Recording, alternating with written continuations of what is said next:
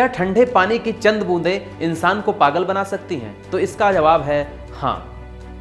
क्या सफेद साफ सुथरे कपड़े पहनाकर, दही दूध चावल खिलाकर, ब्रेड खिलाकर किसी को मानसिक रूप से प्रताड़ित किया जा सकता है? तो इसका भी जवाब है हाँ। क्या इन सब चीजों को अंतर्राष्ट्रीय कानून के हिसाब से मानवता के विरुद्ध माना गया है? तो इसका भी जवाब है हाँ। पर क्यों? मैं सतीश सिंह आज आपसे बात करूंगा 26 जून को international day in support of victims of torture के अवसर पर। यह वह दिन है जब पूरी दुनिया उन लोगों के साथ खड़ी होती है जिन्होंने टॉर्चर को, जिन्होंने यातना को सहा है। संयुक्त राष्ट्र महासभा ने 12 दिसंबर 1997 को एक प्रस्ताव पारित करके 26 जून को international day in support of victims of torture declare किया।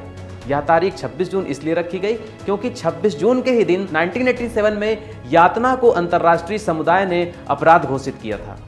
अंतर्राष्ट्रीय कानून के मुताबिक टॉर्चर को, यातना को, यंत्रणा को किसी भी कंडीशन में उचित नहीं ठहराया जा सकता।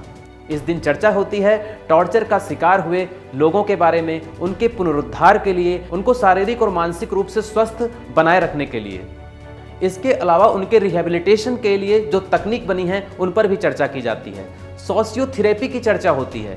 पीड़ितों को एक बार फिर से शारीरिक मानसिक रूप से स्वस्थ करने हेतु जो सामाजिक तरीका अपनाया जाता है, आह्वान किया जाता है, उन तकनीकों को, उन टॉर्चर तकनीकों की बात की जाती है। आज के दिन बात की जाती है उन तकनीकों के बारे में जिनको मानव को यंत्रणा देने के लिए, यातना देने के लिए बनाया गया है। इनमें से एक टेक्निक है चाइनीज वाटर टॉर्चर टेक्निक। इस टेक्निक में आदमी को लिटाकर, उसके दोनों हाथ बांधकर उसके माथे पर एक एक बूंद करके ठंडा पानी गिराया जाता है।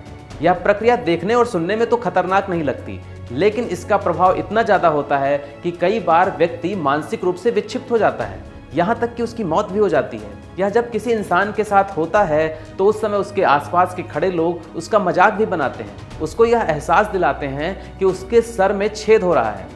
ठीक उसी तरह जैसे पत्थर पर लगातार बूंदें गिरती हैं तो पत्थर में छिद्र हो जाता है। यह प्रक्रिया कई घंटों तक चलती है, कई दिनों तक चलती है और धीरे धीरे वह व्यक्ति मानसिक रूप से विक्षिप्त होने लगता है।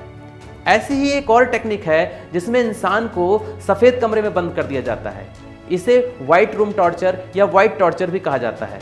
उसको सफ़ेद कपड़े पहनाए जाते हैं, उसका बिस्तर, चादर, टेबल, पंखा, चेयर हर चीज़ सफ़ेद होती है।